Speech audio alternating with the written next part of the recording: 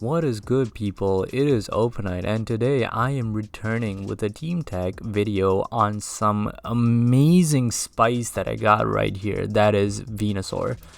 Now, first off, let me just say I call this team Too Fire because it really is Too Fire. But to kind of go on into why this team is fire, let's talk about Venusaur.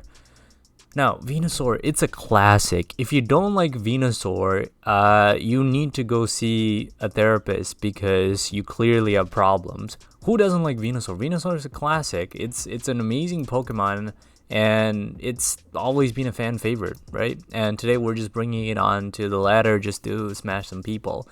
Now, Overgrow, not the best ability. We always want Chlorophyll because we're going to be running Sun, and, I love using weather, so I've played rain for quite a bit. Sun, not so much. At least it's been, I don't know, maybe a year since I played Sun teams. But today I'm back with Sun, and we have this Venusaur with Chlorophyll and a Life Orb, which is going to do insane damage. And here's the thing about this set: Growth, Giga Drain, Earth Power, Weather Ball. No switch-ins whatsoever. If you don't believe me, let me show you. Bisharp dies to Weather Ball in the Sun. Blissey just takes every attack ever, so we're not going to consider Blissey. And also we have a card for Blissey, but I'll come back to it later. Clefable, I think it has no defense investment or SPDEF investment. It dies in +2 Weather Ball in the Sun. Corviknight, dead to Weather Ball. Dragapult can maybe take one, but not much. Dragonite, maybe. As you can see, we seem to have a little bit of problem against dragons, which I will come to in a bit. Excadrill dies to Weather Ball or Giga Drain. Ferrothorn dies. Garchomp dead to Earth Power. Hawlucha probably dies to Weather Ball. Heatran, Earth Power. The point is, there are no switch-ins, okay? I'm not going to take too long on this. It's Venusaur.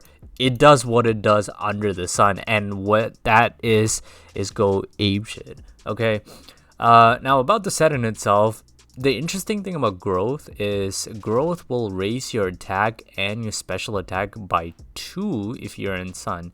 Which means if you don't like this moveset, I like it. If you decide you like this team and want to play with, and you don't like this moveset, you could put on physical moves, and I think it'll be fine too. Like, for instance, you could put Knockoff if you want to deal with things.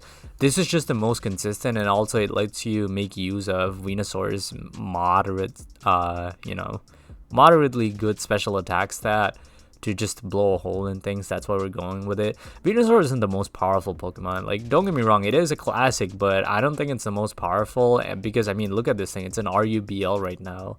But on Sun teams, nobody really has a switch in for it. That's just how it goes. Now, keep talking about Sun. We have our main Sun homie here in Torkoal. Torkoal, it's a no BS mon. Bring in, set up Sun. We're defensive just to take a few hits. Lava Plume, Stealth Rock, Rapid Spin, and Toxic. Rapid Spin just to get rid of hazards on the side. Toxic just to cripple anything that we can hit. Setting up rocks, it's our main rocker, and then Lava Plume under the Sun. I think, could be wrong, but I think it has like a close to 50% chance of burning or something. It says 30% chance, but I don't know. I don't know if the Sun adds a modifier on it. I think it does. But anyway, now between these two, this is a standard set. I'm not gonna go into it. You can't really run other moves on it. Like, you can't run like Flamethrower or something. Lava Plume is what you want because you have a chance to burn all these Pokemon. So as a defensive mon, it's not going to do much except just do defensive things. So what else can it learn? You could use Will-O-Wisp, I guess, but I just prefer Toxic. Toxic is better.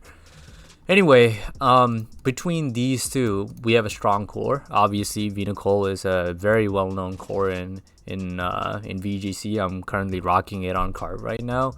But I wouldn't really say Torkoal is a defensive Pokemon by any means, because typically what we want to do is we want this thing to come in, set up Sun, and then either switch out or kind of just set something up and then, just switch out for a Venusaur or something. Because Torkoal, it's not holding heavy duty boots, which means if we have rocks up and we don't have defog on anything else, which I will get to in a bit, this thing, it's not gonna do well. Yeah, it's gonna get completely worn down by chip by your opponent and all those entry hazard chip. It's not very good. So we need a defensive pivot, and for that we have Landorus. This is your standard Landorus. I'm not gonna go into it. I'm not even gonna find a gift for this thing. Okay, I don't like Landorus. I've made this clear before. The only respectable thing about Landorus is it's just probably the most versatile Pokemon of them all. So it's just it fits on a lot of teams, and also more importantly, if you look at this set, I just don't have access to Gliscor because it's not in this gen right now. So we're going at Lando. Intimidate is not the worst ability, you know. We're able to put a dent in physical attackers, and then this is just the set that Smogon runs. We're running 254 speed for your modest Heatran.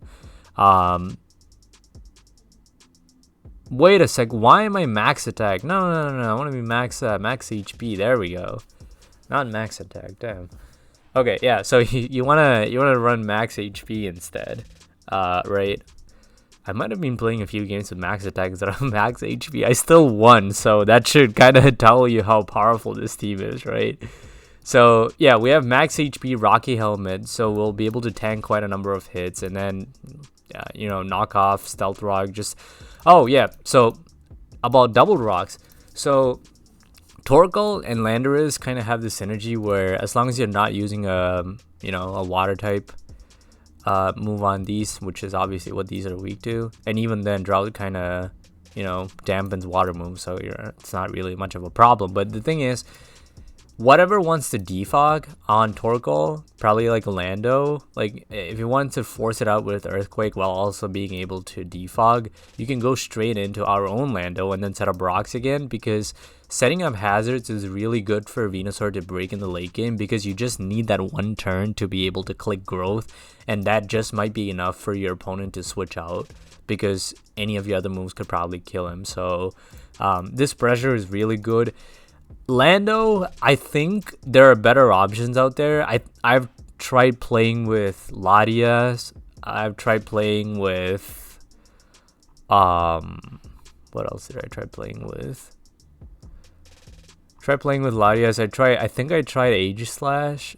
The thing is, if one of you out there finds a better sixth Pokemon, which is technically what I see Landorus has to kind of complete up this team, that would be great. But I don't have a problem with Landorus. If you don't know what to pick, you always pick Landorus. It's just my my ideology concerning Landorus. Now moving on, we have Dragonite. Dragonite is mostly just there to take Rillaboom's Grassy Glides and Urshifu's Surging Strikes, because we're not going to be taking, because most of those moves are not very effective against this, and with multi-scale we're barely going to be taking anything. Dragonite, another no BS mon. You can run more defensive variants. You can run like max defense if you want. I just saw Blunder running that, I think. I just like this offensive variation because at the end you can just DD and then sweep everyone in case Venusaur and Kartana can cut it, just for some offensive pressure. Now, talking about the dragon problem that I covered earlier. First things first, you can kind of see that we're very weak to Kyurem. And at the same time, we just don't really take Draco meters very well from Specs Dragapult. Enter Clefable, or specifically Spadef Clefable.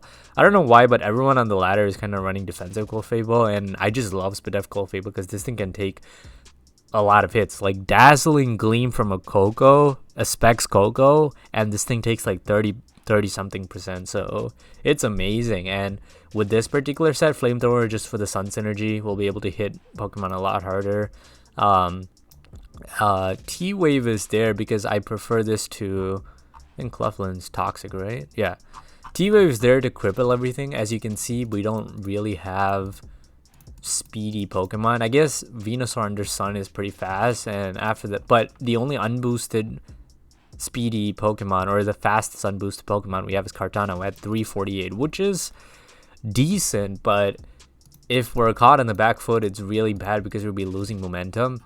And the way I see it, if you don't have speed control in the form of a choice scarf Pokemon, I think it's beneficial to run Thunder Wave on one of your Pokemons just to punish switch-ins and also to just be able to take advantage of, well, not take advantage, but nerf their advantage of having speed on you.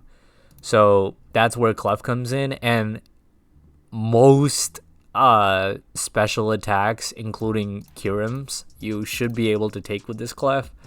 And then you can also switch into Scout for any special attacks or anything at all that you want. Maybe something on the physical side if Landorus is dead or something.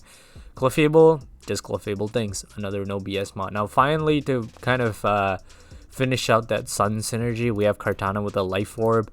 Kartana, we're using Life Orb instead of Bandit because this thing has a nice move pool and I just want to unlock it while being able to beat down fat Pokemon. So we have Solar Blade, Sacred Sword, Knockoff, and Synthesis. Solar Blade is because we have no charge in Sunlight, and this is, I mean, I'm guessing this should be the most powerful physical attack or any attack that's 100% accurate, right? Like, I don't know if there's anything that's more accurate at 100%. Even Glacial Lance is like 120, I think. So this thing is, it's gonna hurt. Sacred Sword is for Heatran. Knockoff. Synthesis is just to keep ourselves healthy and will heal a lot under the sun. Kartana is kind of versatile too in this team specifically, because here's the thing, right? I could run Defog if I feel like I get overwhelmed by hazards. I can run Protect if I want to scout something, although that's kind of weird. I can run Smart Strike if I want to deal with fairies, since I already have Knockoff on what? I already have Knockoff on Lando, so it's not mandatory. It's just a good move to have. But yeah, Smart Strike would deal with fairies. You could even SD up and then use this as the sweeper and then let Dragonite be a more defensive variant if you want. I just don't like that idea because Kartana, as you know, is frail AF. Apart from that, maybe even Toxic, or even Tailwind if you want. Look, these are all like unique picks. I'm not going to go into them. The point is Kartana is versatile.